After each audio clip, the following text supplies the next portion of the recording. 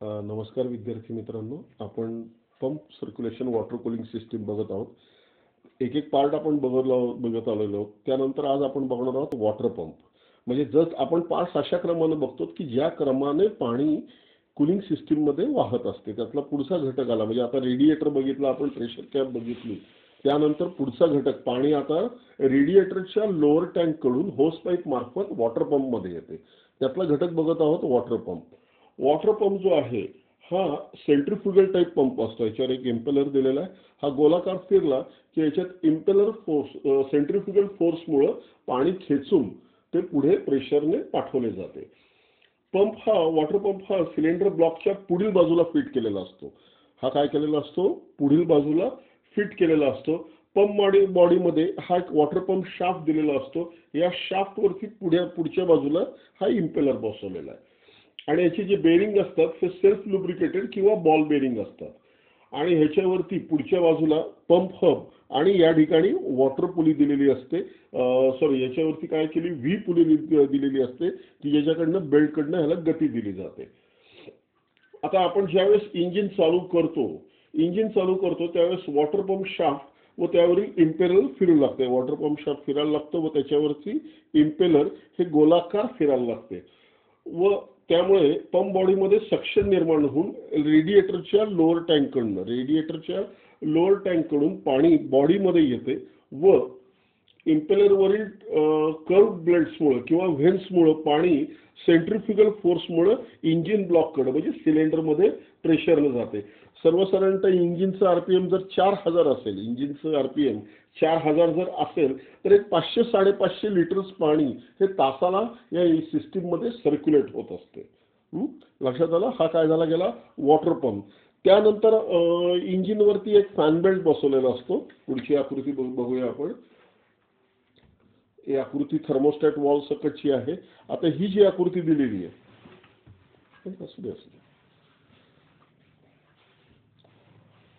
हा फॅन, ही शाफ्ट वरची बसवलेली पुली आणि त्याच्यावरती हा फॅन बेल्ट जो दिलेला आहे, हा इंजिनच्या क्रँकशाफ्ट कडनं ह्याला गती दिली जाते.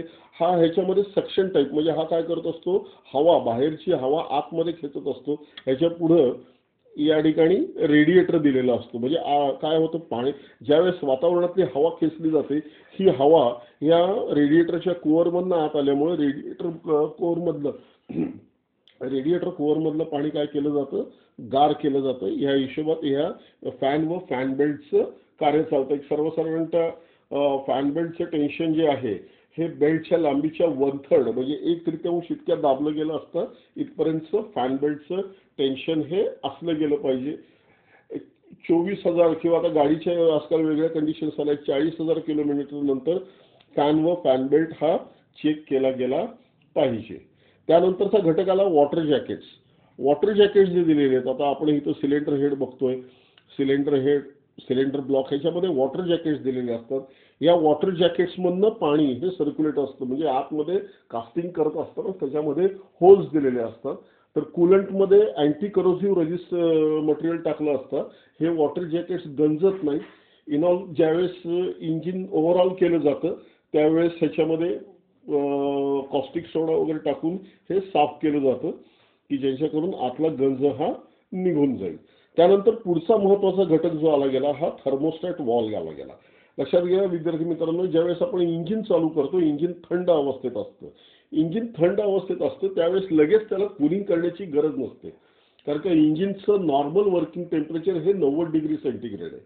90 डिग्री सेंटीग्रेडला ज्यावेळेस इंजिनचं तापमान येईल त्यावेळेस इंजिनची कार्यक्षमता ही जास्तीत जास्त होईल. म्हणजे इंधनाचं ज्वलन पूर्णतः होईल, ज्याच्याकडून आपल्याला जास्तीत जास्त कार्य मिळू शकेल. आणि जर आपण विदाऊट थर्मोस्टॅट इंजिन चालू ठेवलं तर याच्यामध्ये काय होईल, पाणी कम्प्लीट वॉटर कूलिंग सिस्टीम मध्ये फिरल्यामुळं इंजिन लगेच नॉर्मल वर्किंग टेम्परेचरला येणार नाही.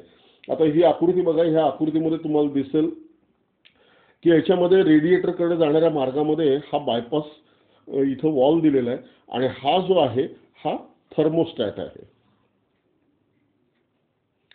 आता हा थर्मोस्टॅट वॉल्व लक्षात घ्या विद्यार्थी मित्रांनो, ज्यावेळेस इंजिन चालू करतात त्यावेळेस त्याला कूलिंग सिस्टीमची गरज नसते, तर हा थर्मोस्टॅट वॉल्व काय असतो, बंद अवस्थेत असतो. हा काय होतो, इथून बंद अवस्थेत होतो. त्याच्यामुळं पाणी जे आहे ह्या बायपास वॉल्वमधून परत इंजिनमध्येच फिरवलं जातं. परत काय होतं, इंजिनमध्येच फिरवलं जातं.